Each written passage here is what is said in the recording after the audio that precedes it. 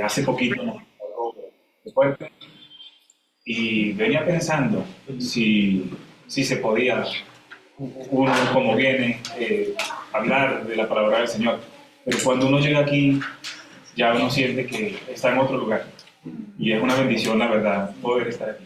Vamos a orar para iniciar con la palabra del Señor. Padre Celestial, te damos gracias por este día, gracias por tus bendiciones, gracias porque tú eres bueno, eres poderoso y sabemos también que el enemigo anda buscando como león urgente a quien devorar. Pero tú estás con nosotros, eres más grande que todo. Confiamos en ti, Señor. También te pedimos por la exposición de tu palabra, que sea de provecho para la iglesia y también para nosotros mismos. Te damos las gracias y guíanos, dirígenos, Señor, también danos entendimiento para que podamos aprender de lo que tú nos quieres enseñar. Te damos gracias por todo, en nombre de Jesús. Amén. Vamos a leer, por favor, en Efesios, capítulo 1, desde el versículo 15 al 18. Le voy a pedir a un hermano que, por favor, inicie con el versículo 15.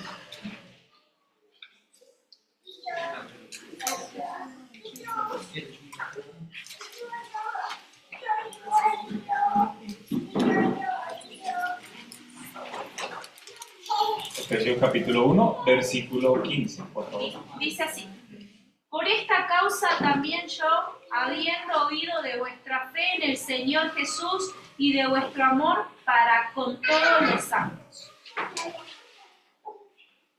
El apóstol Pablo inicia diciendo: por esta causa también yo. Uno se pone a reflexionar de qué causa está hablando.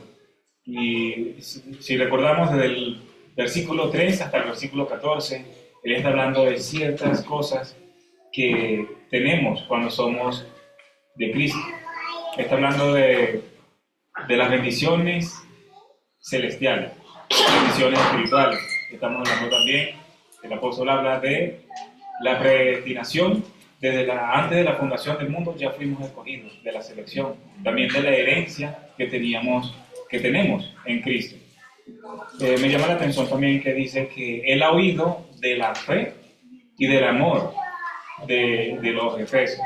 Yo me ponía a pensar cómo es la fe de los efesios, y para eso podemos recordar cómo fue o cómo era Efesios. Recordemos que Efesios era una capital cultural, una capital religiosa.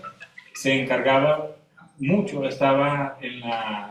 ellos tenían la diosa Diana de los Efesios, y muchos fueron convertidos. La gran mayoría eran gentiles que fueron convertidos a Cristo. Y para demostrar, podemos ver la fe de los efesios en lo que ellos hicieron. Algunos practicaban la magia. Ellos tenían libros costosos y ellos reunieron sus libros y fueron y los quemaron. No les importó tanto el deshacerse de esas cosas que eran sus dioses, eran sus creencias anteriores. Entonces, cuando vemos la fe que tenían en el Señor, se demuestra de esta manera. Ellos desechan sus dioses anteriores, sus valores, sus creencias y el costo que eso tenía. Entonces ahí podemos ver que ellos realmente tenían fe. Es muy importante también ver que cuando se habla de la fe, casi siempre la fe va ligada al amor. También podemos ver que ellos tenían amor por los santos. Y se dice también que este amor llegó al oído del apóstol Pablo. Por eso él daba gracias a Dios. Esto me hace reflexionar y pensar. Nosotros como individuos, nosotros somos personas únicas y tenemos en gran medida o en poca medida fe, y también tenemos en gran medida o en poca medida el amor. Pero si nos ponemos a pensar en la iglesia de Efesios y nos ponemos a pensar también en la iglesia que acá tenemos, la iglesia del camino, ¿será que nosotros tenemos gran fe, gran convicción en el Señor, también gran amor? ¿Será que esa fe y ese amor llega a otros lugares, a otras iglesias. ¿Qué escucharán de la iglesia del camino en otros lugares? Me hace pensar eso. Y la verdad es bonito cuando uno empieza a reflexionar sobre eso. Uno puede pensar, sí, hay amor en la iglesia del camino. Y lo podemos decir con detalle. Podemos decir que se apoyan a otras iglesias, se apoyan a obras misioneras, se apoyan a los hermanos aquí también. Y la iglesia del camino yo veo que también actúa con mucha fe. Tenemos confianza en el Señor. Yo siendo también de acá, de la congregación, de la iglesia, siento que sí tenemos esa fe, que sí tenemos ese amor. Y algo también es importante, saber que tenemos la revelación completa. No en el caso de los efesios, que ellos no tenían la palabra que nosotros tenemos en la actualidad. Y por eso podemos ver lo que a ellos les pasó cuando lo leemos en el Apocalipsis. Podemos ver que ellos tuvieron una fe genuina. Ellos tuvieron amor al principio. Pero pasó algo después. Había mucho trabajo, había mucha pasión, había entrega, había también buena doctrina en esta iglesia. Pero habían dejado una cosa, algo importantísimo, el primer amor. Y eso también es de reflexionar. Nosotros en este momento podemos tener mucho amor y está muy bien, pero también debemos tener cuidado de que si no lo conservamos, si no trabajamos en el amor del Señor con la fe, también podemos perder ese amor. Aproximadamente fueron unos 30 años entre la escritura de la carta a los Efesios y el Apocalipsis. Eso fue en el año 60-62 cuando se hizo la carta a los Efesios, y en el Apocalipsis fue aproximadamente en el año 92, según unos datos que estuve investigando. Entonces, muchas cosas pueden pasar en poco tiempo. Es un llamado y ánimo para reflexionar y revestirnos siempre en el amor del Señor para que podamos crecer como iglesia y podamos estar firmes también. Quisiera pedirle por favor a otro hermano que me ayude con el versículo 16.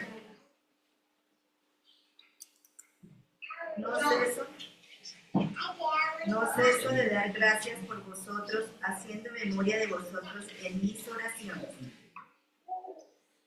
Todo el pasaje, estos 4 versículos que vamos a estudiar, a mí me hicieron reflexionar mucho, me hicieron pensar, porque son 4 versículos solamente 4 versículos y tanto que se dice en ellos. El apóstol dice, no ceso de dar gracias. Él da gracias por la fe, por el amor y por las bendiciones que tenían los efesios. Y en mis oraciones, dice, no ceso de dar gracias. Pablo, el apóstol Pablo, era el padre espiritual de los efesios. Yo cuando reflexionaba en esto, yo me puse a pensar, ¿será que nosotros hacemos lo mismo por nuestros hijos espirituales? Estamos orando por ellos sin cesar. Estamos orando por ellos fervientemente, haciendo memoria de ellos. Y esto también me hizo reflexionar en que podemos hacerlo por los hijos espirituales. Y más aún, ¿tenemos hijos espirituales? Yo la verdad no reconozco, confieso que yo no he escuchado de un hijo espiritual, no lo sé. Y me hacía pensar mucho eso, que si no tenemos hijos espirituales es que algo nos está faltando. ¿Será que estamos haciendo la obra del evangelismo correctamente? Eso me hace pensar y me doy cuenta para mí mismo que hace falta trabajar más para el Señor, porque no tenemos muchos hijos espirituales. Y si los tenemos, no debemos de cuidarlos también. Yo recuerdo el año pasado cuando estábamos en Tenjo, no recuerdo quién es el que dio la palabra, pero él hizo la invitación a que si nosotros, cada una de las personas que estuviéramos allá, lleváramos a una persona, a una sola, cada uno, no íbamos a caber todos en el espacio. Yo la verdad lo intenté mucho. Yo invité a muchas personas, pero ni siquiera yo mismo pude ir. Entonces es algo de reflexionar bastante, porque el apóstol dice, no hay que dejar de orar, de interceder también por esos hijos espirituales.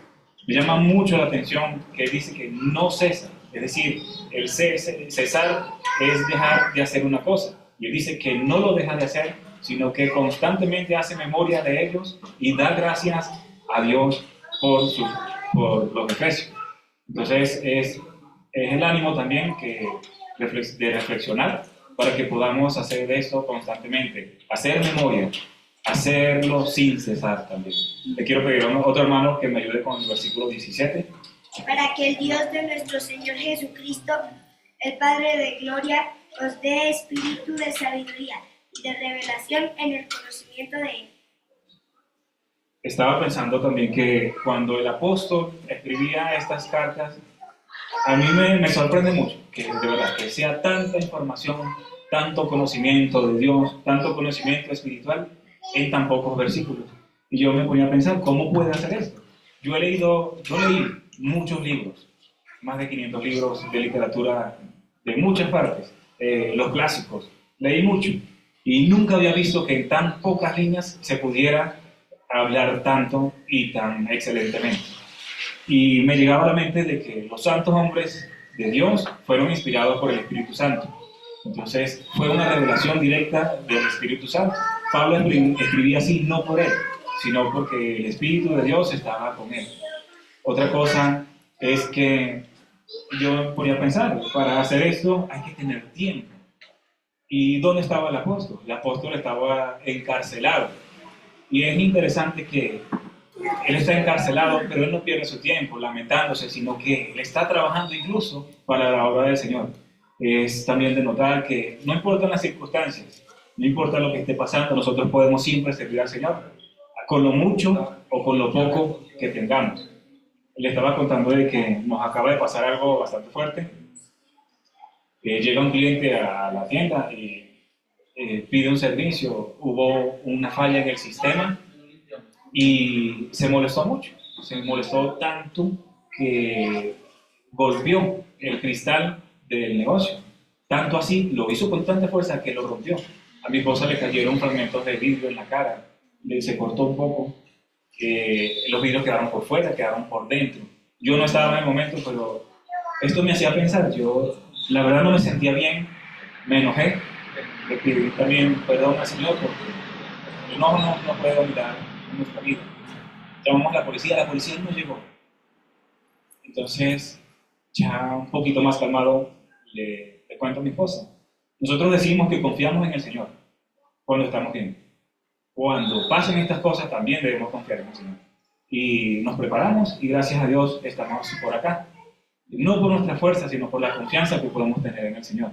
Me llama mucho la atención cómo el apóstol también en el versículo 17 dice, él pide espíritu de sabiduría y de revelación. Es interesante lo que él pide. Nosotros cuando estamos en el culto de oración o en nuestros hogares, ¿qué pedimos por nuestros hermanos? Podemos pedir, que no está mal, pedir por la economía de las familias. Eso no está mal, de verdad, eso es algo bueno. Pero el apóstol va mucho más arriba, mucho más hacia los caminos del Señor. Y él pide por sabiduría. La sabiduría es poder actuar en base al conocimiento de Dios, en lo que estamos estudiando. Hay que tener espíritu de sabiduría y dice de revelación. Me llamaba la atención esta palabra revelación. Yo creo que esto era específicamente para ellos, para los efesios. La revelación se trata de la palabra del conocimiento de Dios. Nosotros actualmente tenemos la palabra, el compendio completo que son las Escrituras, el Apocalipsis, tenemos toda la revelación completa. Y podemos ver el pasado, el presente, el futuro de las cosas que ellos vivieron. Ellos no la tenían en el momento. Entonces, por eso el apóstol pedía revelación para que ellos entendieran cómo actuar con sabiduría. Y la sabiduría que él pedía no era una sabiduría humana, no era conocimiento intelectual, sino era un conocimiento de Dios, de conocer a Dios, de quién es Dios, cuáles son sus atributos, y en base a ese conocimiento poder actuar. Nosotros muchas veces nos enfocamos en estudiar cosas de este mundo, y eso está bien, no está mal. En ninguna parte de la Biblia vemos que eso sea malo, pero cuando podemos pensar en espiritualmente, vemos que pensar en la sabiduría. La sabiduría sirve es para conocer a Dios y para actuar en consecuencia. Nosotros no debemos actuar como actúa este mundo, sino como actúan los hijos de Dios. Este versículo es muy poderoso. El versículo siguiente, que alguien me pueda ayudar, por favor. El 18 dice la palabra de Dios: alumbrando los ojos de vuestro entendimiento, para que sepáis cuál es la esperanza a que Él os ha llamado, y cuáles las riquezas de la gloria de su herencia en los santos. Sabemos que las escrituras eran pergaminos, no estaban divididos en versículos como tal, y vemos que hay una conexión entre el versículo 17 y el versículo 18. El apóstol está pidiendo sabiduría, revelación en el conocimiento de Dios. ¿Para qué? Para que sean alumbrados los ojos de vuestro entendimiento. Entonces, los ojos del entendimiento van a ser alumbrados, van a ser abiertos cuando nosotros conozcamos a Dios, cuando nosotros tengamos sabiduría. El entendimiento, los ojos del entendimiento, también es algo que me llamó mucho la atención. Nosotros podemos pensar en nuestros ojos, nuestros ojos físicos. Con esto podemos ver el mundo material. Y yo quisiera hacerles un ejemplo que estuve reflexionando un poco. Quisiera pedirles que por favor cierren sus ojos un momento y me miren. Sigan mirando hacia acá con los ojos cerrados. Ustedes saben que yo lo veo muy bien. Yo no sé si los tienen cerrados, pero yo les coloco mi puño acá y yo les digo, ¿qué número tengo acá? Sin abrir los ojos. Eso es adivinanza, ¿verdad? Entonces ya no se puede. No tenía ningún número, tenía el puño cerrado. Ya pueden abrir los ojos. Entonces, nosotros con nuestros ojos podemos ver cosas. Podemos ver cosas materiales, la luz, lo que está a nuestro alrededor. Pero hay cosas que nosotros no podemos ver con nuestros ojos físicos, con nuestros ojos carnales, sino que solamente se pueden ver con los ojos espirituales. Y estos ojos espirituales solo funcionan para los hijos de Dios, solamente cuando estamos en el Espíritu, solamente cuando tenemos el conocimiento de Dios y tenemos la sabiduría de que Él nos puede dar. Cuando le pedimos a Él que nos dé sabiduría, eso es lo que podemos ver. A mí me llamó mucho la atención porque la gran mayoría de acá sabe que yo no veo bien. Mis ojos no sirven, mis ojos no me permiten leer, yo no puedo ver ni siquiera a los que están frente a mí, no los puedo ver, pero me llenó de mucho gozo saber de que mis ojos espirituales sí pueden estar abiertos, sí pueden estar alumbrados. El Espíritu de Dios me puede dar esta visión, solo tengo que seguirlo a Él, solo tengo que conocer a Dios, tengo que actuar con sabiduría en base a lo que Él quiere, a su voluntad. Y es importante ver que estos ojos nos permiten ver muchas cosas. Vemos que el pueblo o la iglesia de los Efesios estaban pasando, en ese tiempo había persecución. Era difícil congregarse, no como ahorita para nosotros, que es fácil. Y para ellos era difícil. Es difícil saber que vamos a ir a un lugar donde nos pueden estar esperando en una emboscada y que nos vayan a atrapar, nos vayan a encarcelar. Incluso el apóstol Pablo estaba encarcelado en ese momento, cuando escribía esta carta. Y nosotros en este momento podemos estar aquí también, con más facilidad. Y por eso él decía que sean alumbrados los ojos de vuestro entendimiento, pero no para que ellos se vanagloriaran de sus conocimientos, de su sabiduría, sino para que ellos pudieran ver la esperanza del llamado que Dios nos dio. Cuando hablamos de la esperanza del llamado, ¿a qué fuimos llamados? Fuimos llamados a ser servidores de Dios, a ser herederos, coherederos, a ser también partícipes de las glorias celestiales de Dios. Hay un himno muy bonito que me llegó a la mente. Dice, cara a cara espero verle, más allá del cielo azul. Cara a cara, en plena gloria, yo veré al Señor Jesús. Estos ojos espirituales nos permitirán ver tal como Él es, tal como es Dios. Podemos estar seguros de que no importa las cosas que nos pasen en este mundo, pero podemos estar seguros de que un día vamos a estar frente a frente al Señor, así como nadie le vio jamás.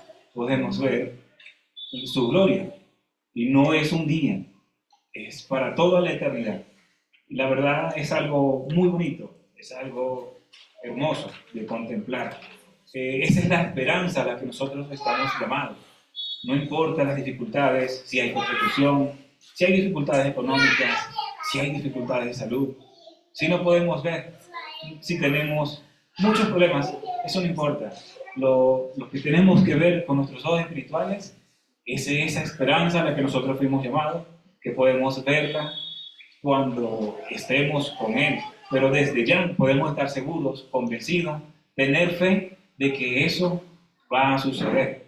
Entonces, podemos trabajar por el Señor, podemos ser unos siervos fieles, podemos trabajar con fe, podemos trabajar con amor, porque esa es la voluntad del Señor y Él nos llama a tener esperanza, a que podamos confiar en Él y que esperemos con convicción, no como una suposición de que pueda pasar algo, sino que sabemos de que va a pasar. Pidámosle al Señor que alumbre nuestros ojos espirituales, que podamos ver su esperanza en lo que Él nos llama. Más adelante también habla de las riquezas de su gloria. Me llamaba la atención y me confundía un poco también las riquezas de su gloria que son de heredad, que son una herencia. Me llama la atención que la palabra principal aquí es la gloria. Y cuando habla de la herencia es porque somos hijos de Dios. Podemos decir que somos hijos de Dios y tenemos la herencia de su gloria, de que estaremos con Él. Y que no es poca, sino que son ricas, son riquezas. Cuando nosotros hablamos de riquezas nos imaginamos cosas inmensas, cosas muy, muy grandes. No nos imaginamos algo poquito. Entonces la gloria es por heredad, porque Dios así lo quiso, porque envió a su Hijo por nosotros.